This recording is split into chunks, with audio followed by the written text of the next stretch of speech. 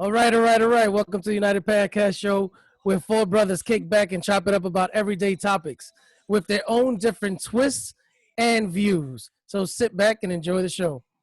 Keep in mind, if you like our podcast, please subscribe by clicking the subscribe button below. Yep. You can also find us on social media at Facebook, Twitter, and Instagram. Please submit any questions, comments, or suggestions below. All right. Without any further ado, let me introduce the very strong brothers that I roll with on this podcast show. Yes, sir. The first person that I want to introduce is a young man who was born in the Dominican Republic. Is very motivational and inspirational, has a killer jump shot. Manny, let them know. Yeah. What's going on, everybody? Glad to be here. Thank you for that beautiful intro, Brother Ed. Very excited. United Podcast. We're launching this thing. We want to let everybody know that we're here, ready to kick it, and just listen and enjoy. Have a good time, guys. All right, thank you, Manny, for that. What up, Manny? All right, Manny. Manny Mo. Yes, sir.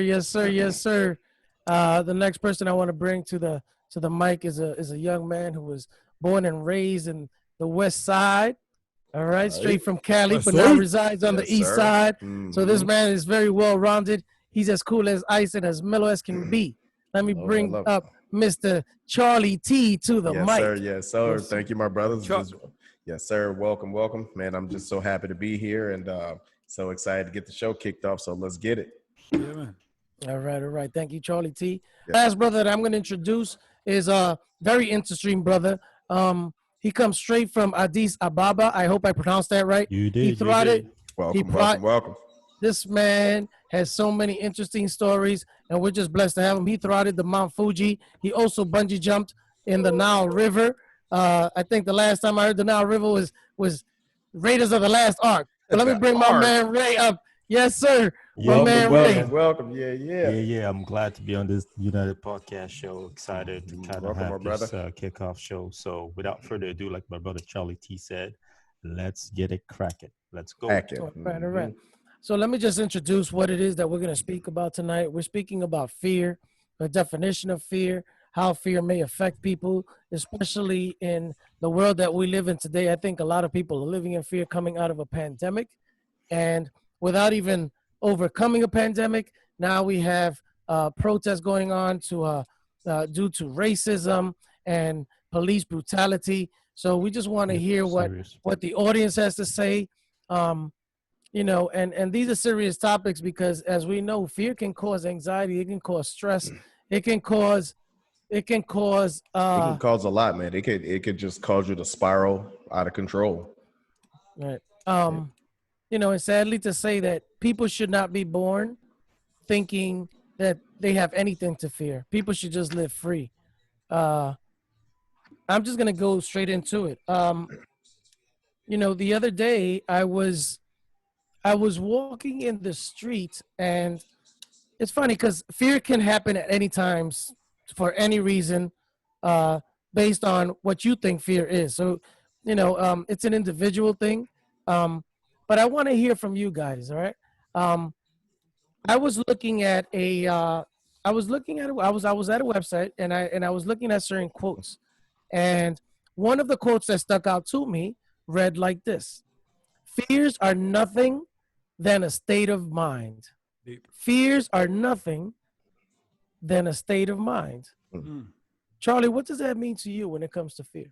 Man, when you say a state of mind, fear is in our minds. We create our own fears. So whatever we create, we can control if you have the willpower. But fear to me is, I've created not too many fears myself ever, but the thing that I do fear is my mother, which that may sound funny, even though she's the age she is, but the fear was always there because all it took was a look. So, but that particular fear was instilled in me. Mm-hmm. All my other fears, I can control. Yep. So, I won't take up too much time and I'll pass it on. No. If I can speak on that, if you don't mind. Of course. That's sometimes, fears, whether you name it fear, discipline, whatever it is, but a lot of the time, especially with parents, right? They use the fear, but it does serve a purpose to kind of discipline you, because if we just run rapid and random and don't have any kind of control, your parents check you. They, what they use, the tools that they use and how they use is one thing, but it does keep you in check, and it makes you, I believe, a disciplined person to some extent, right? Depending on how they're using the discipline and the fear aspect of it. But that's a good point, Chuck. And it's always just, I go back to the whole mind frame, because it's not, look, they're not touching you. They just giving you a look. So that whole is implanted into your brain, and it's a strong thing, man. I would even add this, right? So with that particular type of fear that you're talking about, you usually get associated with respect. Yeah. Yes, sir. As you mentioned, Eddie, Manny and Charles, right? It's a discipline, but it's also, okay, they'll instill a bit of fear because they also want you to have that little bit of respect in that particular context. I agree. Yeah. That's actually what I was trying to say. You said it better than me. Thank you. You're welcome.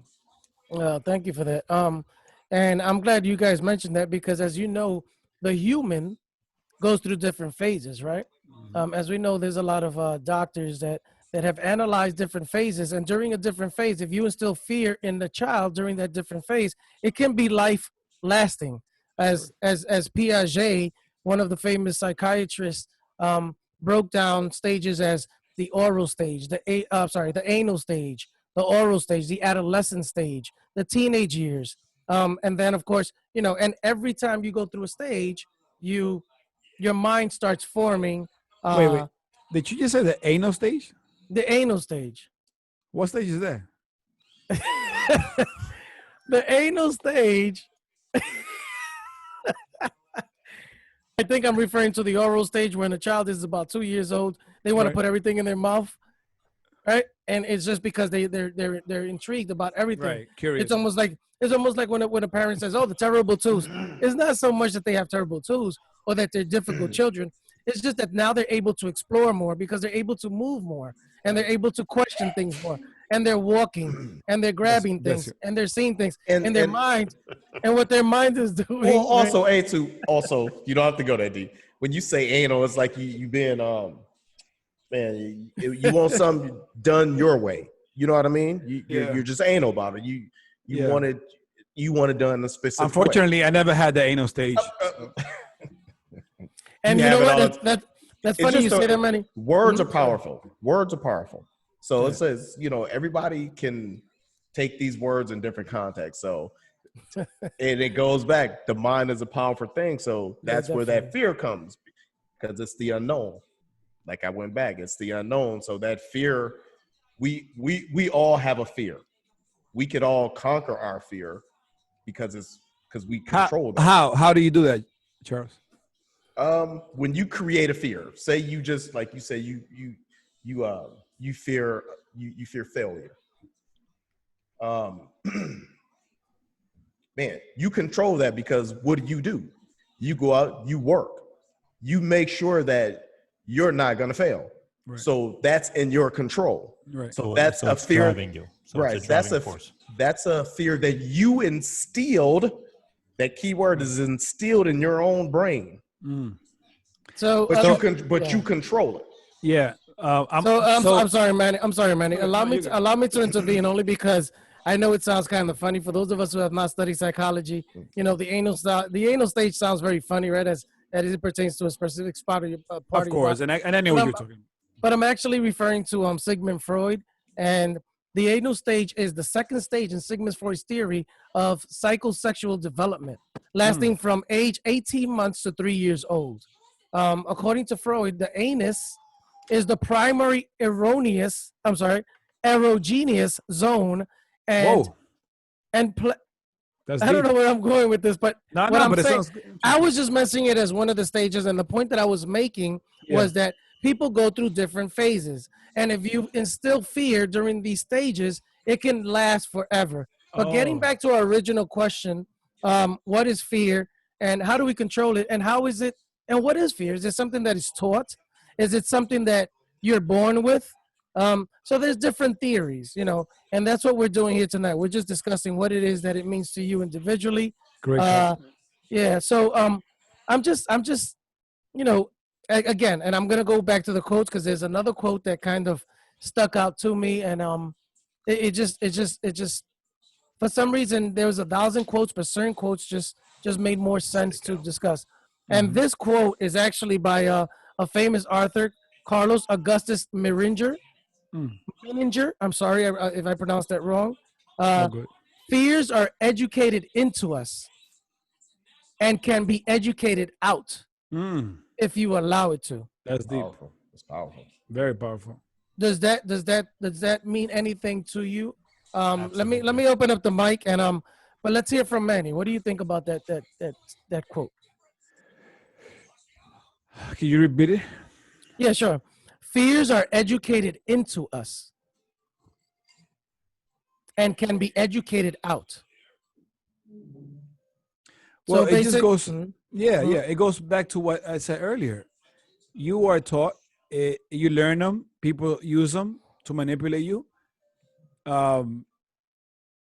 You can just as well learn how to deal with them and how to get them out of your life. Bye. Right. So it's something that is taught. Thank you, Manny, for elaborating on that quote. I just felt like that quote kind of means something, and thank you for bringing it to light. Thank you for that. No problem. Yeah, it was real powerful, man. I kind of want to pass the mic over to Ray, but before I pass the mic over to Ray, I kind of want to read another quote, and I want to ask Ray what he feels about this. Ray, does it make a connection with the way you feel about fear? Is it something that you think about? Is it not something? But anyway, the quote goes like this, right? And this is actually from an anonymous person. Give it to me. All right. So your largest fear carries your greatest growth. Damn. Hitting them hard. Your largest fear carries your greatest growth. I love that. I think I'm gonna tattoo that shit on my chest. Yeah. It's powerful. Very powerful quote. It's powerful in a way because, to me, there's so many different categories or portions of my life, right? Because we talk about growth, right? And obviously, my biggest fear, right, is the failure part, and I'm going to break it down in multiple sections, right? And then it's going to answer that. It's going to really kind of like put some color to that quote, right? So, biggest fear for me was always failure. It still is a failure, right?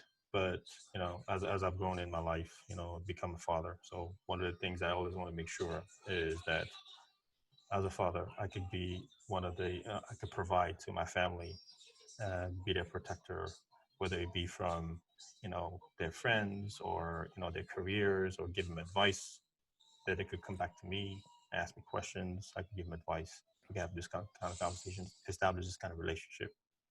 A giver, obviously, joy, not just all the material stuff, right? But just like give them experiences, being able to like travel and give them the sense of, okay, this is what life is. You can experience it here, or you could do this, the good and the bad, right? Give them the opportunity to, experience some of these these stages of their lives at the same time, because I'm also learning with them. And then also their protector, right? I mean, I have 2 kids, right? I want to make sure that, no harms come to them. They don't have to worry about, food, shelter, all of these things.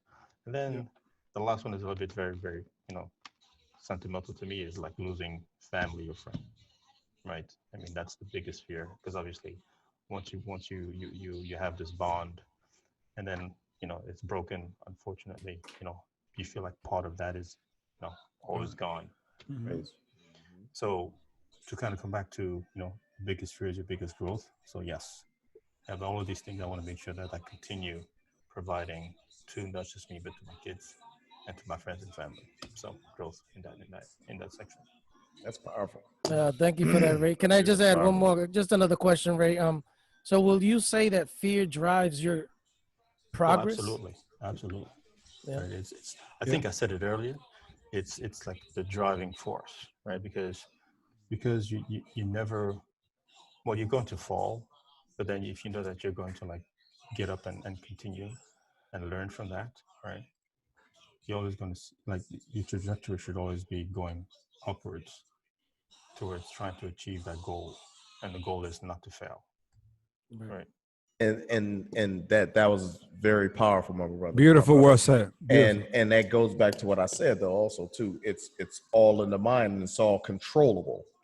Fear is something that drives people so they can continue to progress, and something that helps them keep a guideline in order for them to always focus on what it is that they don't want to happen because they fear what could possibly happen. It's the unknown. Like I said, it's the unknown that we Right. create. But that was bad. We can't create the unknown because the unknown is we just don't know. But we fear it, though. But the fears that are in front of us, we create because we in our minds we create those fears like man said, failure. That's a fear. You know, it's all in your control to succeed. So that fear can go away. Right. It's all in your control because it's in your mind because you created that fear. But so if I could bring it back to, sorry, Eddie, you had mentioned different stages of fear, right? So that is one, and I agree with that one, Charles. But what about to bring it back to what's happening today, right? All the unrest, everything that we see, right? You and I both spoke about this a little bit earlier, right? Because we had this in common. I'm sorry. Everybody on this panel has this in common. Mm-hmm. Fear of getting shot, or just fear of just getting stopped by the police. Right? So that's not created, right? That's not an unknown. That's the unknown. Not an unknown. Well, is it really an unknown with everything that's happening now, or more of a probability in that particular case? I agree. Right? So, my brothers, allow me to interject just for a second. When we say fear of, I just want to make a point about what we all felt fear was. I'll tell you what it is not, and none of the people on this panel said. We don't fear another man. We don't fear another human.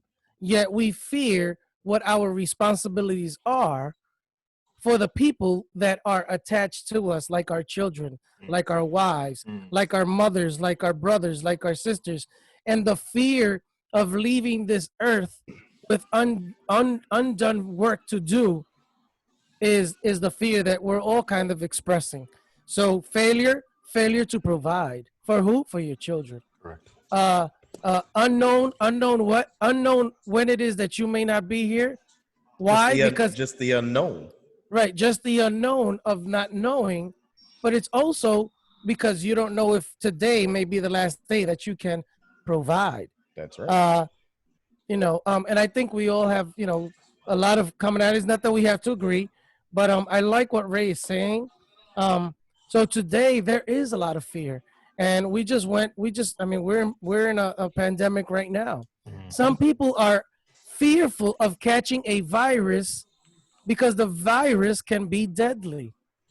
And if it's deadly, then is it the dying that they're fearing, or is it the fact that they won't provide anymore? I think both, probably. What are your thoughts about that? I think it's a stage, right? So to me, the first thing that would come to their mind if they have the unfortunate event of catching it is death, right? Because you see the stats, right? Depending on the age and depending on where you are, your health situation, everything else, right? But for the most part, the first thing that would come in anybody's mind, I think, is, man, I'm about to, this is it for me, right? And then when that whole process kind of slides away, then they think about, okay, maybe it's the friends, right? But to me, I think when somebody gets that, the first thing that comes to me, is, am I going to die, or is that person going to die? So, but this brings it. You guys are you guys keep proving my point. It's that whole unknown factor, because this virus, it was probably known in February, January. It's an unknown thing. We don't know. We really don't know how this stuff really transmit. They're telling us to wear a mask, but they really don't know how it transmit. Right. It's unknown. They keep saying it's unknown. So let's protect ourselves. Let's wear a mask. Right? Well, I think it's kind of. I mean, they have some guidelines to protect the spread. Now, if they tell you to wear a mask or don't go here, then they have some kind of idea of, that's how it spreads a little bit, right? Some of the recent news that they said. Go ahead. Allow me to intervene. So, again, the topic of this show is fear. So, are we saying that we fear death? Do we fear death? Do we fear dying? Even though we all know that our expiration date is going to come at some point. We can never. We should never be able to. We should never fear death, because there's two things we're promised: taxes and death. That's right. So then, with that being said, are you truly internalizing that information? Because if you were to die today, then you wouldn't fear death. Well, so if you did everything the way you needed to do while you were alive, because tomorrow's not promised. But I think do you live? Do you live every day? To your full.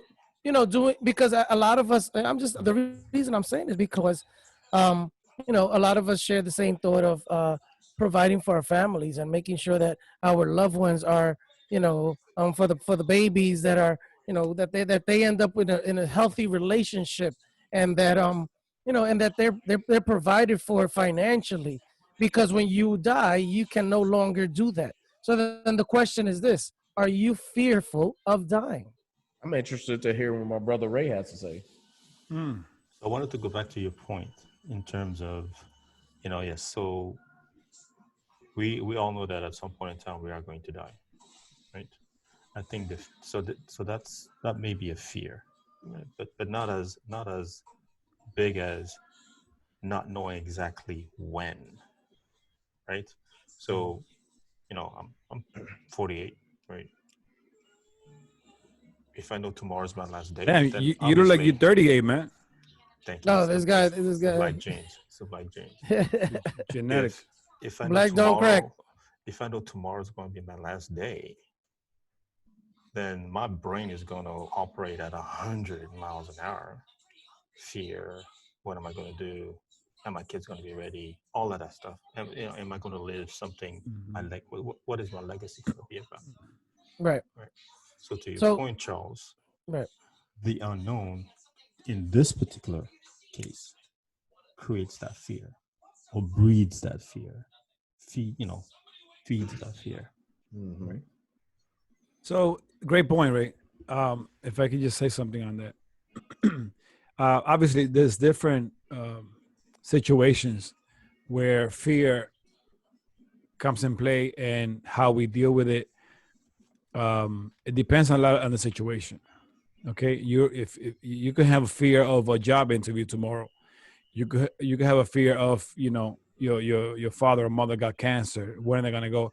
There's a lot of different scenarios. One advice and one answer that I can tell you guys and to the audience. One strategy that I use that I learned a long time ago, and sometimes I forget it, but I remember it, and it's gotten me a long way in life. You guys want to know what it is?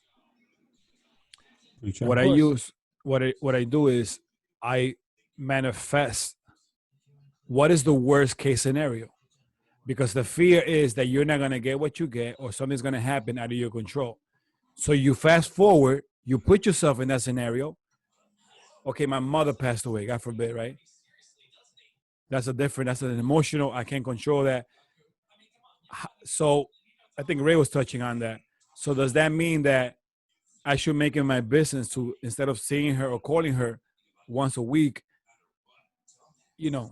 add more time to her, right? If I can do that. It's as simple as that. If your fear is that the person's not going to be there, or you're not going to get that job, or like fast forward to that scenario, what is the worst case scenario? If you're afraid to lose your job, especially in these times, what is the worst case scenario? Are you going to be homeless, or are you going to have to just downgrade to an apartment? Are you going to be hungry, or are you going to just be in your house, but not buying the same kind of, you know what I'm saying? I don't want to, I can give you a dozen scenarios, but what I use is always fast forward to the worst case scenario. And a lot of the times, 70% of the things that we are scared of don't happen. It's all up here. All up here. You can look that up. 70% of the things that we fear don't ever come to light. And thank you for bringing that up, Manny. And just like I said, it took it right back to my point, where it's all created here. It's created and it's controlled. Yeah, it's manifested. It's manifested. It's that manifest and control. It's all the same thing because it all falls in the same category. Yeah. Listen to this quote real quick, guys.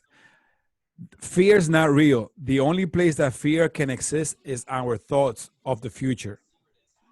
It is a product of our imagination, causing us to fear things that do not at present and may not ever exist. That is near insanity. Do not misunderstand me. Danger is very real, but fear is a choice.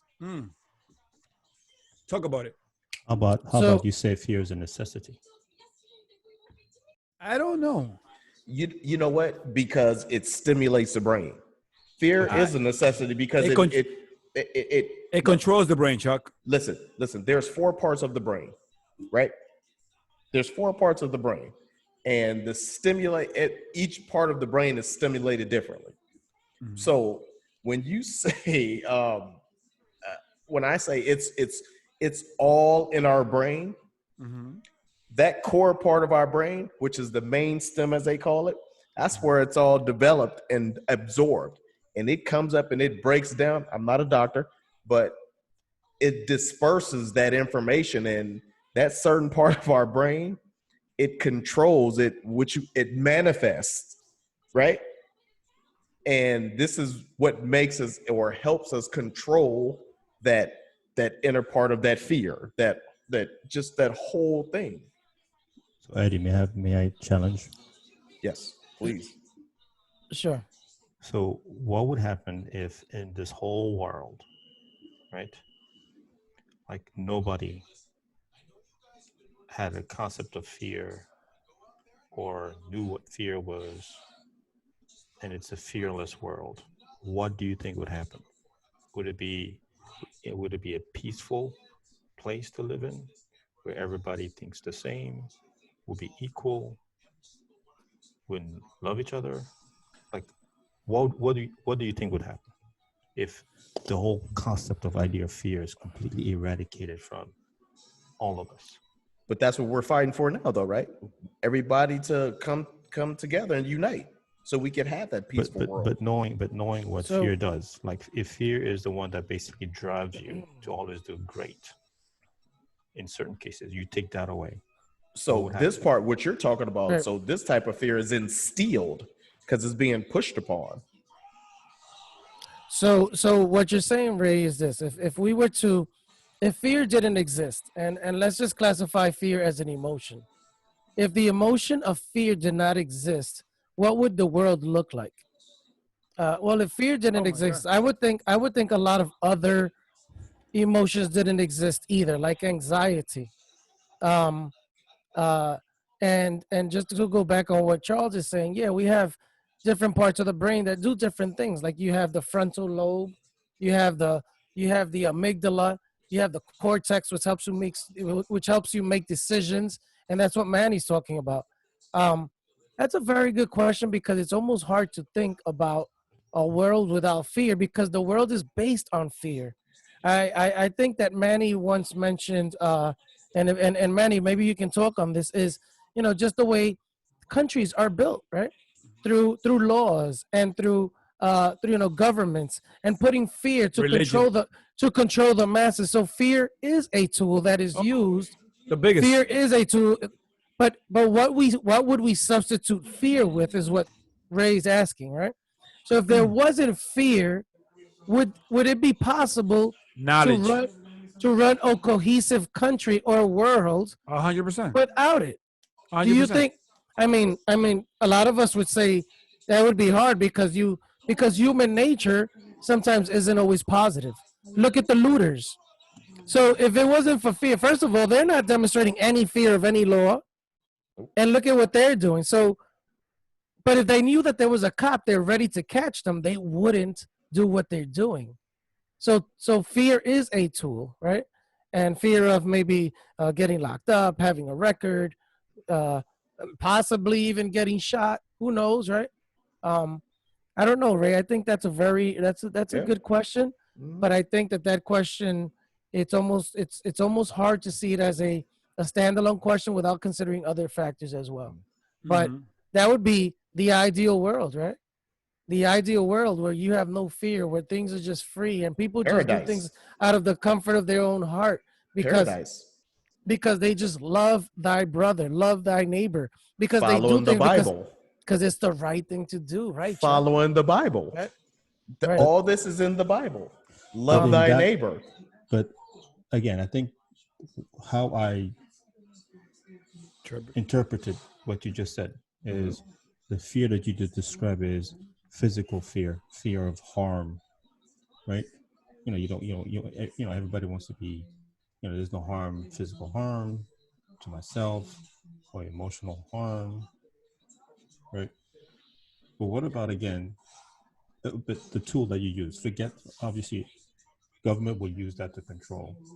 Well, I'm sorry to intervene, but let's say, for example, I'm at my work, I'm at my job, and my mind sometimes wants to snap and say, you know what, I'm tired of this job, they're discriminating against me. The fear of that person at the moment is that they'll lose things and maybe not be able to provide. So there's some type of control with fear. So therefore, again, fear is almost a tool that is used to keep things in line.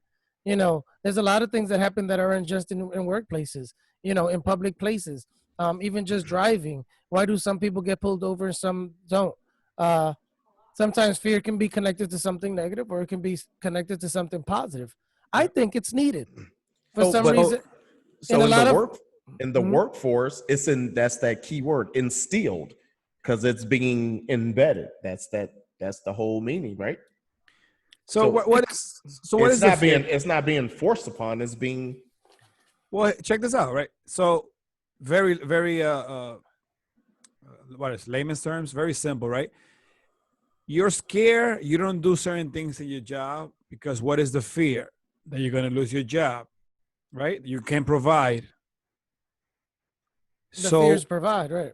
Right? Is that you're not gonna have that check, right? Not so much what they're gonna think about you, because once you fire, you're just a comment, right? Or history.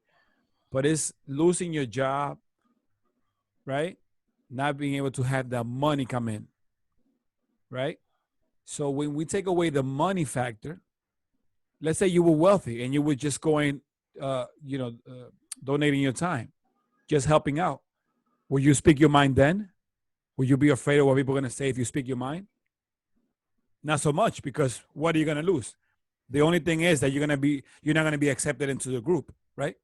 But besides that, I guess where I'm going is that you always break down with the fear. Don't confuse the emotion. I mean, it is an emotion, but take yourself out of the equation for a second. Whenever you come across a situation and you think, what's the worst that can happen? I have a mortgage, I have kids in college, I have XYZ, so I really can't act or I can't express myself. So maybe not right now, but maybe I can work on something on the side that eventually is going to let me, right? Sometimes it's good that you get those emotions because that takes you to another level. It pushes you. Unless you just, unless you just like to be punished over and over. And a lot of times people don't find it, like Chuck was saying. You need that willpower to, and I know not everybody has it, and to each his own. I was fortunate enough to keep pushing in life.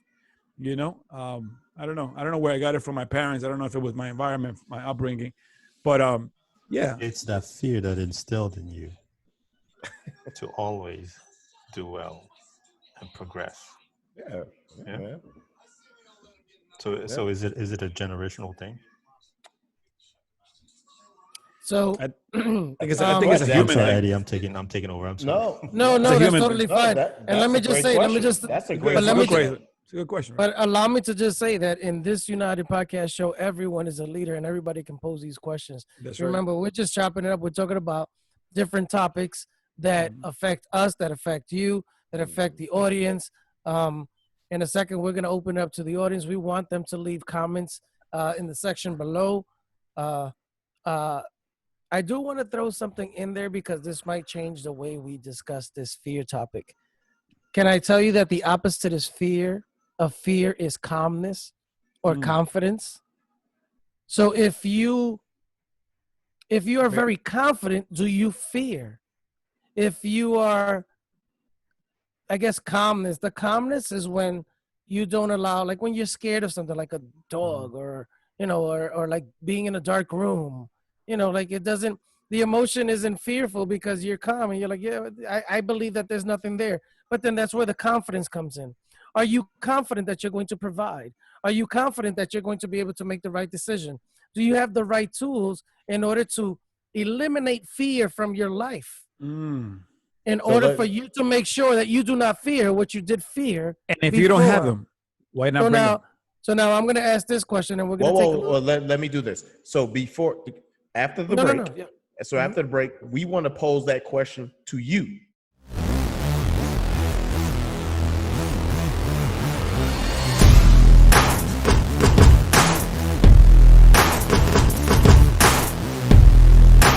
We're back, guys. Obviously, I'm not hosting the show. We got Brother Ed. He's going to speak on it. Mr. Chuck posted a great question. Eddie, we want to hear your feedback whenever you're ready, brother. So the question that was posed to me is, what do I think about fear and what the opposite of fear is, which is confidence? Again, going back to Sigmund Freud's theory, going back to Piaget, going back to John Locke, going back to the thinking of different stages of people's lives. At different points in my life, I felt different and I had a different confidence at different levels. There were moments where I wasn't confident that if I opened a door, that maybe a monster wouldn't come out. But then once I overcame that, I felt confident that there was no monster. So I overcame that fear. When I was in school, I felt fear that if I don't pass my class or I don't pass my grades, there was a fear that my parents would be upset and maybe punish me and not allow me to do something that's fun. So I feared that. So then I realized, well, why don't I just do A, B, and C and I can pass my classes? So I overcame that. And then once I continued to live, to go through my stages, let's say my teenage years, maybe I was fearful of, I don't know, something that you mentioned, Chuck, not too long ago, maybe the fear of talking to women. But once I did that, I felt comfortable and I felt confident that I was able to do that. So that fear went away. So little by little, what I'm saying is this, is that I realized that fear is nothing but a figment of your imagination and whatever you put in front of you. So whatever you fear, you can erase it by just figuring out how to erase it and feeling confident that fear will not appear. So Control. So I do share what my brothers are saying. I do share the fear of not being able to provide. So with that being said, and I'm speaking to myself, then I need to do today what I need to do in order for me to make sure that my children and whoever is under me or I'm providing for is okay if I happen to leave tomorrow. Amen. Because I can't do anything tomorrow, even though I know that tomorrow's not guaranteed. Then I need to take care of certain things today, whether that's the financial aspect, right, Manny? Whether it's health insurance, whether it may be a life insurance, right? Whether it's whatever that may be. But even simple buying groceries. Right. But I try to build confidence, and I'm not going to say I'm confident in everything that I do, but I know that that's something that I work on every day. So like that, I don't feel fear. Fear of what? Fear of whatever that is. Right. So I do work on that, and I'm not where I want to be because I tend to be an overthinker, and and even when I think that things are okay, I can always make things better. especially if I'm blessed to have another day. Yes, sir. So, so that's where I am when it comes to fear and confidence. But there's a lot that I have to work on as well, so like that, then I don't feel that fear and I can feel more confident for the people that I want to provide for. That was a great answer, my brother. Brother Ray, what do you have to say about that? We'd love to hear from you. How to conquer the fear? Yes.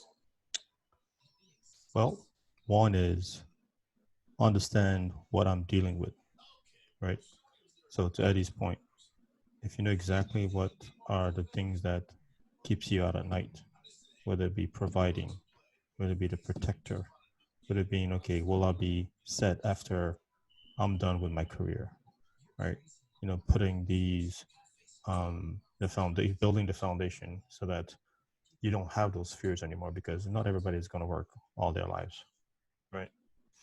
So it's part of it is planning as well, making sure that you plan and that you stick to the plan. Again, going back to Eddie's point, right? You got to have this commitment to make sure that, okay, we know what the adversary is, right? What do you do about it today, right? And make sure that that plan is solid, that you check it every time. That's why every morning I look at my books and I see where I'm at. That's right. Right? Yes, sir. I look at the market and see, oh, this is moving this way. Okay, let me just make sure I can move some things here and there. Right? Very powerful. Manny, what would you do? Or how would you prepare? Or how would you conquer it? How would you destroy it? Damn. Beautiful said by both you guys. I love the energy. I love the answer. It's definitely, you can tell it's genuine. It's coming from the heart. I kind of touched base on it before. I just think that, again, you got to just put yourself in a situation, the worst case scenario. Whenever you have an emotion of fear, what is the outcome? And then you you think about it and you realize that it's manifested in your mind. So between the actual thing coming to light, whatever you're fearing, and your thought, that's the stress that comes into play. So fast forward to whatever is going to happen. And if you can prevent something, for example, something very basic, a lot of brothers and sisters don't have basic life insurance. It's term life. For a 40-year-old, it's like $20 a month, and you get covered for like $600,000-$700,000 depending on your condition. And I learned that maybe 10 years ago. We're not financial providers here. We're just quoting. No, 100%. 100%. But something as simple as that, a lot of people, I didn't know that, but a lot of different races know that automatically. And I always say, when someone passes away that you love, you cry twice, especially if it's someone really close that depends on your income, right? You cry, obviously, emotionally, you're going to miss them. But then you have to cry when you have to pay bills and everything falls on you. So, the least that you can do is have a will in place, have some life insurance. But anyway, I'm going off topic. I'm advising, like Ray said, like a financial advisor. All I'm doing is sharing. A lot of people don't know that. But I just face on the fears. I try to manifest it. Do I every now and then I get scared? Of course, I'm a human. But then I think to myself, what is it that I'm fearing? 70% of the things that we manifest in our heads, they don't ever happen. Starting a business, they don't happen. I've started a couple of businesses. One, I closed it, but I'm going forward. Things are always opening up. I welcome fear because I know it's not real. I don't let it control me. I know it's not real. I preach it to my wife. I tell her all the time. So this is not real. It's all part of life. It's part of life. And then if there is something that you're scared of, if you're stuck in a job that you don't like and you're like, oh my God, I'm scared to lose my job. Now, one thing is, to fear that, but if you're not doing nothing about it, you can go to school, you can take another job, you can learn about the stock market. That's a life-changing tool that a lot of people don't know about. There's so many angles, especially in today's times. there's really no reason to be. The only thing I would be scared of is probably like a health situation that I can't control, that I was brought upon by a disease like the corona, something like that. But besides that, listen, we go forward, surrounded with a lot of love, obviously in this podcast. Have a great family, thank God. Yeah, I don't even like. I like to talk about it, but I don't like to dwell too much time on it because I'm giving it power, and it's not my thing. So thank you. Well said. So, Eddie, you want to bring it home? Yeah, well, I just wanted to say that, listen, whatever we speak about on this podcast, we're just being very real and very, very genuine in our answers. So if you happen to want to give advice, it's because you care about the audience and you want them to be better people as well. So for anyone who's listening right now, just know that this is a podcast that's based on just realness and just regular people that can be in your own home, just chopping it up as well. We face the same fears, if there are any. We face the same situations. We have the same experiences, and we can all agree or even disagree on a topic. Tonight, we decided to speak about fear because this world is going through a lot of different changes, and a lot of people are fearing. So we just wanted to just discuss what fear is and just bring that to the table. We definitely want to hear from the audience, so please leave your suggestions, your comments on, on the in the comments below. We definitely want to hear from you. Your words are very important. Subscribe. Please subscribe. Hit the button below. Remember, we also have a Facebook, Twitter, and Instagram. Yeah, so I hope you guys enjoyed the show. I hope you guys, I hope you felt what we were saying, and I hope you felt that it was genuine because the four brothers on this podcast are as real as they come. And we hope that you can and just tell your friends your inner fear. Find your inner fear. What is fear to you? United Podcast. For those of us who also want to contact us via phone, our phone number is 201-771-0002. I'm going to repeat. 201-771-0002. Okay, so please once again, please subscribe, support us, and thank you for joining us tonight. UPC, baby, United Podcast. Thank you. Have a great night, everybody. Thank you, brother. Peace.